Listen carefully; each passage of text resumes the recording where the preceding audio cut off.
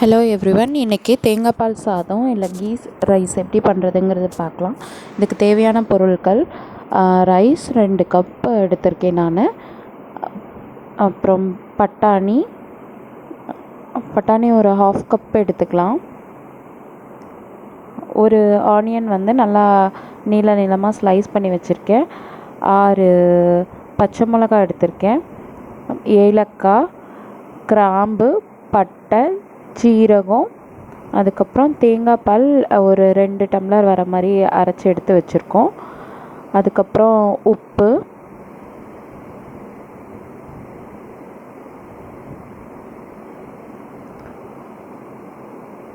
Oil, அதுக்கப்புறம் oil இல்லைன்னா key, 2ல் எது வேணால் எடுத்துக்கலாம். இப்போ எப்படி பண்ணுறதுங்கிறத நம்ம பார்க்கலாம். இப்போ குக்கரில் 1.5 teaspoon oil, normal refined oil, அப்புறம் 1/2 டீஸ்பூன் கீ போட்டிருக்கேன்.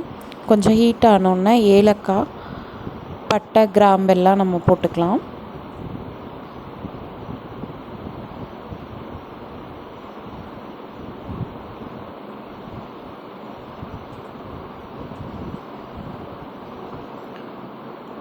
பண்ணி வச்சுருக்கேன் வெங்காயத்தை போடுறேன்.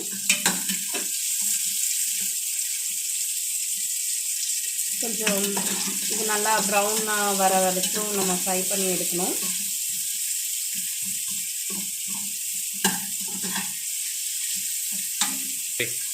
ஸோ நம்ம இப்போவே சில்லியும் அதுக்கப்புறம் ஜீரகம் 1 டீஸ்பூன் வச்சுருக்கிறதும் போட்டுக்கலாம்.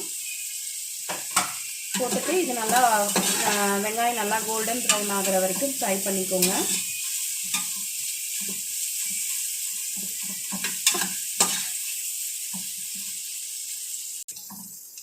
இப்போ ஓரளவு ஃப்ரை ஆகிடுச்சு. நீங்கள் இப்போ பட்டாணியும் சேர்த்துக்கலாம்.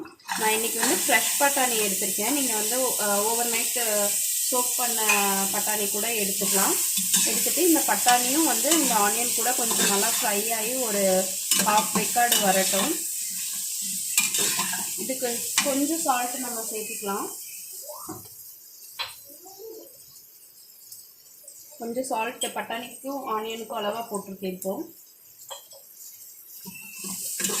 நல்லா ஃப்ரை ஆகட்டும்.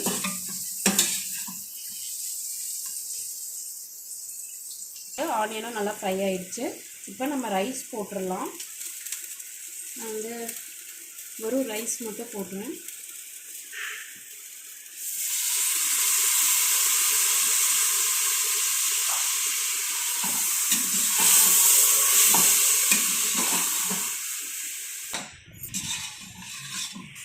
ரைஸ் இந்த மாதிரி லைட்டாக நல்லா கிளறி விட்டதுக்கப்புறம் இப்போது தேங்காய் பால் ஊற்றலாம். நான் இந்த டம்ளரில் தான் அளந்தேன். ஸோ இதில் நான் தேங்காய் பால் அளந்து ஊற்றுறேன்.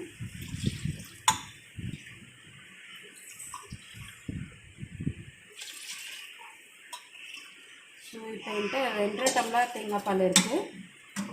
மீதி நான் தண்ணி ஊற்ற போகிறேன். ஸோ நான் இப்போ 2.5 டம்ளர் தேங்காய் பாலும் மீதி தண்ணியும் ஊற்றிருக்கேன். இப்போ நம்ம உப்பு போட்டுக்கலாம். உப்பு உங்கள் டேஸ்ட்டுக்கு எப்போ போட்டுக்கோங்க. உப்பு போட்டு நம்ம கொஞ்சம் கொதிக்க விட்டு டேஸ்ட் பண்ணி பார்க்கும்போது லைட்டாக கொஞ்சம் தூக்கலாக இருக்கணும். அப்போ தான் ரைஸோட மிக்ஸ் ஆகும் பொழுது செட் ஆகும். நம்ம ஏற்கனவே ஆனியனுக்கும் பட்டாணிக்கும் லைட்டாக சால்ட் போட்டிருக்கோம். ஸோ நீங்கள் அதுக்கு தகுந்த மாதிரி போடுங்க. ஸோ இதை கொதிச்சுட்டு நம்ம டேஸ்ட் பண்ணி பார்த்துட்டு மூடி வச்சு விசில் விட்டால் தேங்காய் பால் சாதம் ரெடி ஆகிடும். வச்சிடலாம். 2 விசில் நான் யூஸ்வலாக 2 விசில் விடுவேன். ஸோ 2 விசில் விட்டு ஆஃப் பண்ணுவேன். இதில் தேங்காய் பால் பீஸ் எல்லாம் இருக்கிறனால குழந்தைங்க விரும்பி சாப்பிடுவாங்க. நல்ல ஹெல்த்தியான ஈஸியான ஃபுட்டு.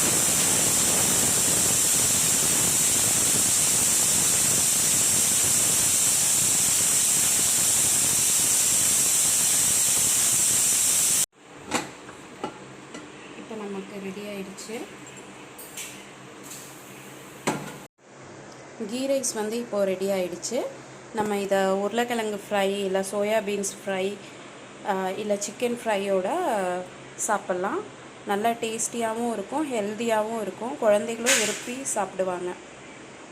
தேங்க்யூ ஃபார் வாட்சிங்.